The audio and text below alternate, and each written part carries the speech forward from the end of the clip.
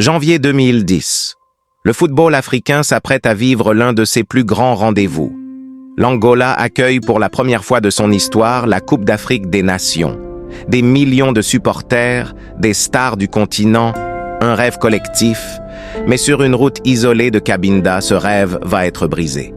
En quelques minutes, le football togolais entre dans l'histoire, non pas pour un but, mais pour un drame que l'Afrique n'oubliera jamais. Voici ce qui s'est réellement passé à Cabinda en 2010. Pour l'Angola, longtemps marqué par près de 30 années de guerre civile, cette CAN représente bien plus qu'un tournoi. C'est un symbole de renaissance, de stabilité retrouvée et de fierté nationale. Des stades neufs, une organisation ambitieuse, des stars venues de tout le continent, tout semble prêt pour une fête du football africain. Mais à des centaines de kilomètres de la ferveur des stades, dans une région souvent oubliée du grand public, le destin va basculer. Cette région, c'est Cabinda. Cabinda est une enclave angolaise, géographiquement séparée du reste du pays, coincée entre la République du Congo et la République démocratique du Congo.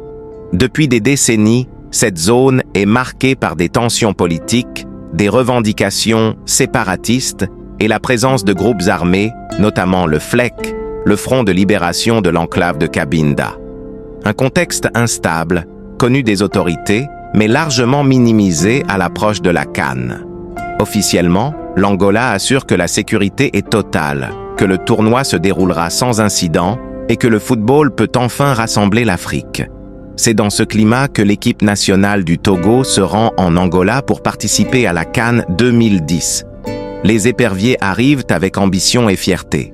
Le Togo dispose alors d'une génération respectée sur le continent, emmenée par Emmanuel Adebayor, star international et symbole du football togolais. Pour beaucoup de joueurs, cette compétition représente une occasion unique de porter haut les couleurs nationales et d'écrire une nouvelle page de l'histoire du football togolais.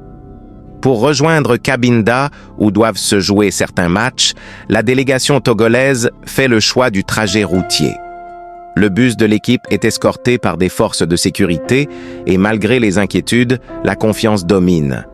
Le football doit passer avant la peur et personne n'imagine encore ce qui va se produire. Le 8 janvier 2010, en pleine journée, sur une route menant à Cabinda, le bus de la sélection togolaise est soudainement pris pour cible.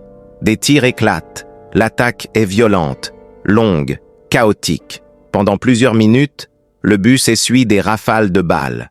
À l'intérieur, c'est la panique. Joueurs, staff et encadrement vivent l'horreur absolue.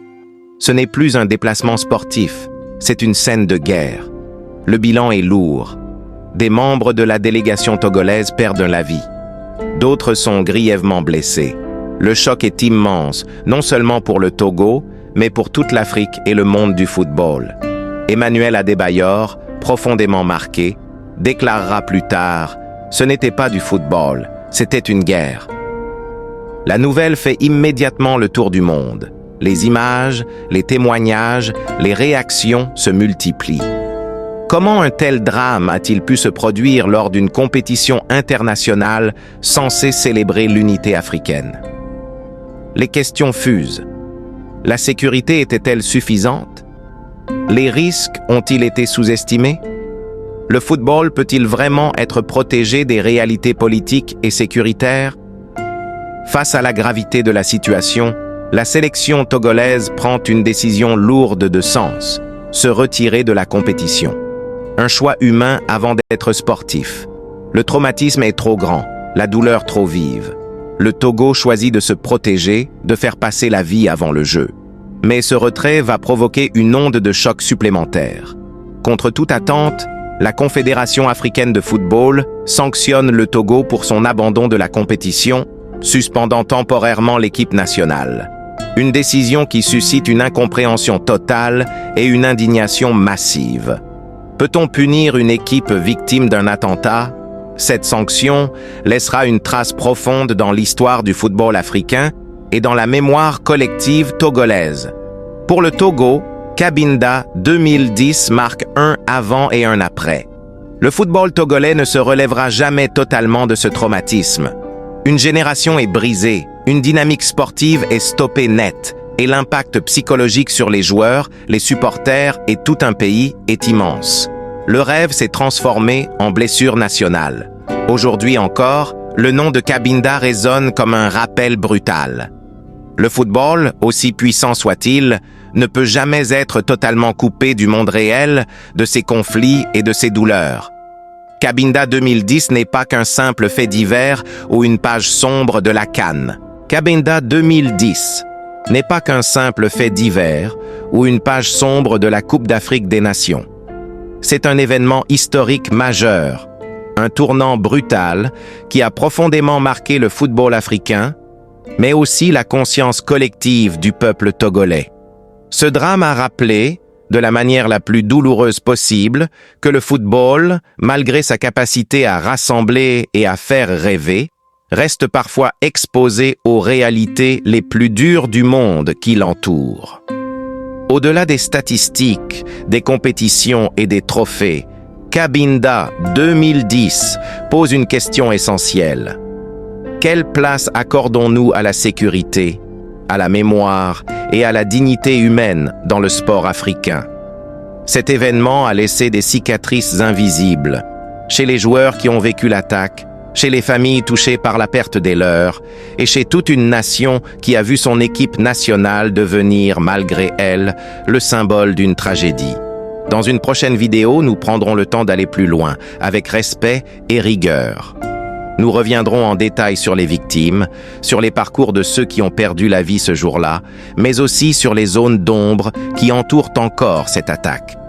Nous tenterons de comprendre ce que l'Afrique du football n'a jamais vraiment expliqué, ce qui a été dit, ce qui a été tu, et ce que Cabinda révèle sur la gestion des crises dans le sport africain. Parce que raconter cette histoire, ce n'est pas raviver la douleur, c'est refuser l'oubli. C'est affirmer que la mémoire est une responsabilité collective. Se souvenir de Cabinda 2010, c'est aussi tirer des leçons, exiger plus de transparence, plus de protection, et s'assurer que le football reste un espace de vie, pas un terrain de drame. Si ce travail de mémoire te parle, abonne-toi à XXXL Foot pour ne rien manquer des prochaines vidéos. Laisse un like pour honorer la mémoire des victimes et partage ton ressenti en commentaire. Que représente pour toi le drame de Cabinda 2010 et quelles leçons le football africain doit-il encore tirer de cette tragédie?